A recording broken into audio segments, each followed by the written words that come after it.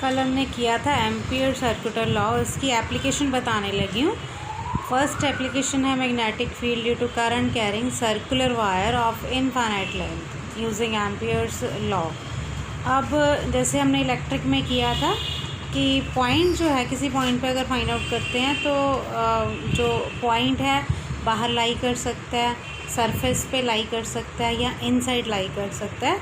इसमें भी हम ऐसे ही करेंगे। फर्स्ट केस है अगर पॉइंट जो है वो आउटसाइड लाई करे तो पहले तो एम्पियर सर्कुलर लॉ के according B dot D L mu naught I के इक्वल। अब डायग्राम में देखो पॉइंट जो है P1 वो लाई कर रहा है यहाँ पे आउटसाइड। ये हमने वायर ली, वायर को थोड़ा सा देख लिया ना, एरिया ऑफ क्रॉस सेक्शन थोड़ा वाइड करके हम चेक कर रहे हैं। तो इसमें जो आर, वैसे रेडियस जो है हमने लिया है ए इसका वायर का, लेकिन जो पॉइंट के साथ अब हम इसको लेंगे, let us take it as R greater than A होगा। तो अब कंसेप्ट के अकॉर्डिंग क्या है, देखो मैग्नेटिक फील्ड की डायरेक्शन किसी भी पॉइंट के ऊपर अगर ड्रॉ करनी है तो टेंजेंट ड्रॉ कर लेते हैं, वो मैग्नेटिक फील्ड की डायरेक्शन दे देता है। तो अब देखो B dot D L cos angle क्या हो गया, सेम डायरेक्शन में लेंथ ली डी एल और मैग्नेटिक फील्ड भी सेम डायरेक्शन में, एंगल 0 डिग्री हो गया। This is equal to mu naught I और बी डी एल की इंटीग्रेशन क्या होगी इसके लिए 2 पाई आर, क्योंकि सर्कुलर है, जिस मर्जी पॉइंट से आप ले लो, दैट इज सर्कुलर। तो ये हो गया 2 पाई आर, 2 पाई आर दूसरी साइड पे चला जाएगा, B equal to mu naught I over 2 pi R. तो इसका मतलब B inversely proportional to R हो गया।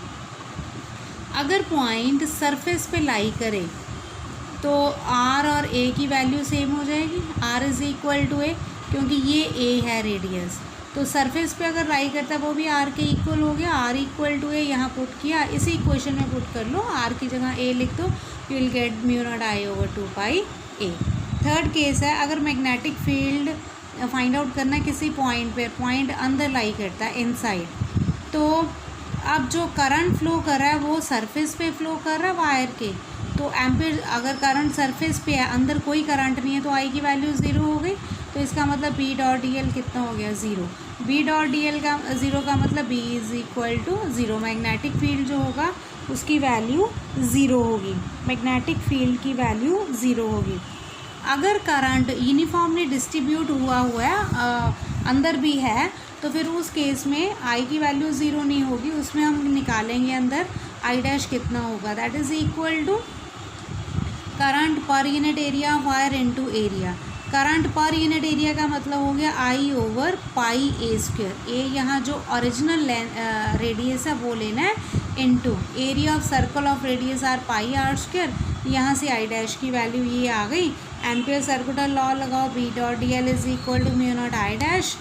तो बी और डी एल में एंगल तो 0 डिग्री होगा, कॉस 0 की वैल्यू 1, तो ये आ जाएगा I R square over A square. Value put की, डी एल की वैल्यू जब हम पुट करते हैं दैट इज़ डी एल पूरी लेंथ जो है 2 पाई आर के इक्वल हो गई। इसको दूसरी तरफ ले जाओ, you will get this result, B directly proportional to are.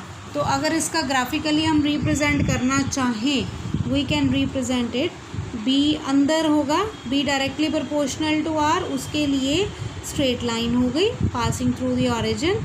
यहाँ पे जो इंटेंसिटी है वो मैक्सिमम हो गई, और फर्स्ट केस में B inversely proportional to R आया था, तो वो जो है वो इन्वर्सली प्रोपोर्शनल हो तो ये लाइन जो है वो इसको रिप्रेजेंट करती है, ये जो कर्व्ड लाइन है। So this is the graphical representation between B and are.